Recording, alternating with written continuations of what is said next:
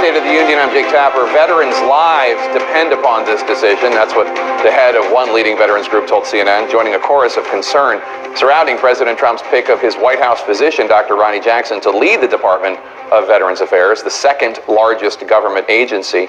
President Trump says he removed VA Secretary David Shulkin because he, quote, wasn't happy with the speed of care to veterans. Will things be any different under a new leader? Here to respond, the now former Veterans Affairs Secretary David Shulkin. Dr. Shulkin, thanks for being here. Appreciate it. Glad to be here. So I want to start off by just clarifying one point about your departure. It might seem like a small thing to viewers, but it matters as to the process of who's now supposed to run the department, whether it's your deputy or an assistant secretary. Were you fired or did you resign? Well, Jake, I came to run the Department of Veteran Affairs because I'm committed to veterans and I'm committed to fighting for them, and I would not resign because I'm committed to making sure this job was seen through to the very end. So you were fired? I did not resign. Okay. Let's move to the op-ed you wrote this week just after you were fired. You said, quote, in recent months, the environment in Washington has turned so toxic, chaotic, disrespectful, and subversive that it became impossible for me to accomplish the important work that our veterans need and deserve.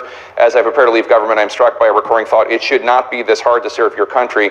There are political appointees that made your life difficult, according to sources close to you. The list includes Assistant Secretary John Uliot at the Department of Veterans Affairs, as well as senior advisors Jake Leinenkugel and Camilo Sandoval, as well as at the White House, Darren Selnick. All of these are Trump appointees. So in a way, I wonder, did the White House, did President Trump himself set you up to fail? Well, I don't think that this was the president. The president is committed to improving the care for veterans.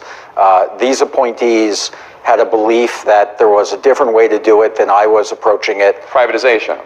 Yeah, I think that I believe that the way that you have to improve care is to work closely with Congress and listen to the veterans groups and make sure that you're doing what the veterans want. I spent lots of time out talking to veterans. I actually practiced medicine in the VA, caring for veterans, and I was bringing an agenda of change that I thought was getting the progress that we needed. And some political appointees felt that we needed to be much more aggressive than I was willing to, and so they saw me as an obstacle. Now, in your op-ed, you accuse these officials of pushing for privatizing VA services because it is, quote, aimed at rewarding select people and companies with profits, even if it undermines care for veterans. So are you saying that these top aides who are still working at the VA and the White House care more about maximizing private sector profits than they do about caring for veterans? Well, you know, I'm a person who believes that everybody should be expressing their opinions. We need a dialogue to find solutions. I have no problem with people expressing different ways of improving the VA, and working with the private sector is something that I believe strongly in.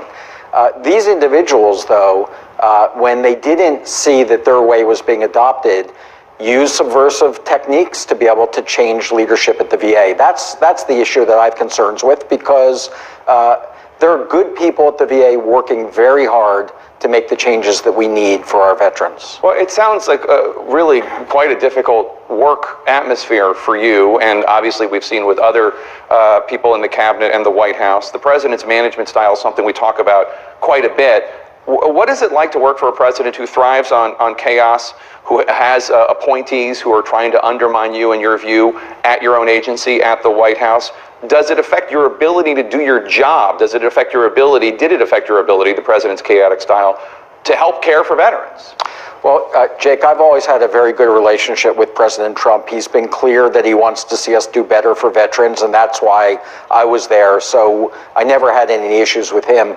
I do think the way that the political appointees have behaved and some of the ways that they've tried to undermine our progress has made it a difficult environment. And you know, what I care about is making sure that this Veterans Administration is doing better for veterans, and it's been a tough environment in which to do that recently.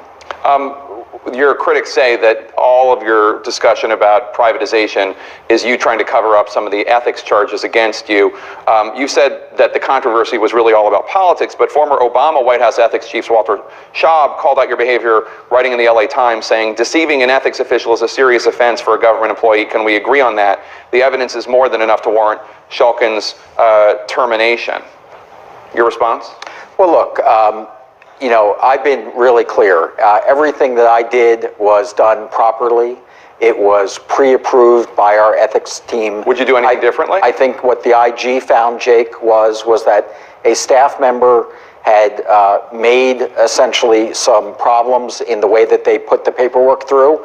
But the IG said, I had no knowledge of that. As a cabinet secretary, you rely upon your staff to handle these details. So I think that this was a political exploit of this IG report in order to accomplish the job of trying to get a change in leadership. So you've described Dr. or Rear Admiral Jackson, Ronnie Jackson, who's been nominated to replace you, as a friend, as a patriot.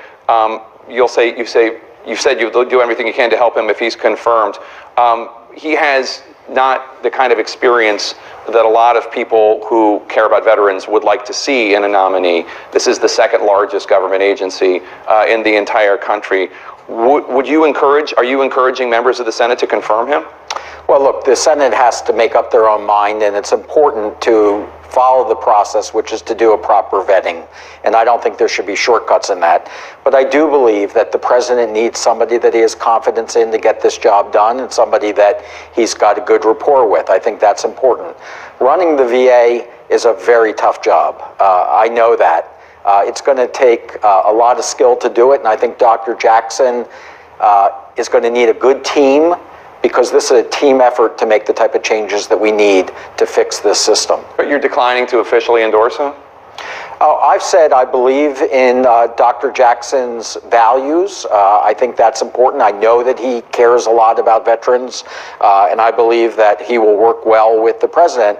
But this is a big job that has to be thought about carefully, because one of the problems that we've seen in the VA is a constant turn at the top of leadership. And when you're trying to make a change in a big as an organization as VA, as a big a bureaucracy, you need continuity of leadership. So it's very important that the next VA secretary be given a long lead time to be able to make the type of changes that we all believe are so important for this country. And one last question, very quickly, if you could, sir. President Trump said he fired you because the changes to speed up wait times for veterans were not happening fast enough. Do you disagree? Well, look, this is the president's call, and I respect his decision, but we've made tremendous progress over this past year. We've had 11 bills pass with bipartisan support. We've changed the way we do appeals since 1930. We haven't changed that. We have a new GI Bill. We have an Accountability Act. We now have same-day services. We have major improvements in access. We expanded mental health benefits to other than honorable discharges, and we've expanded to every service member who leaves the military now. So this is a system that has seen major change, major progress. I believe it's getting better. I'm very proud of the men and women who serve in the VA. We have a lot of work to do, but I think it's been moving in the right direction, and we need the investment to be able to make this system work. All right, Dr. David Shulkin, happy Passover. Thanks so much for being here. Appreciate it. In the White House,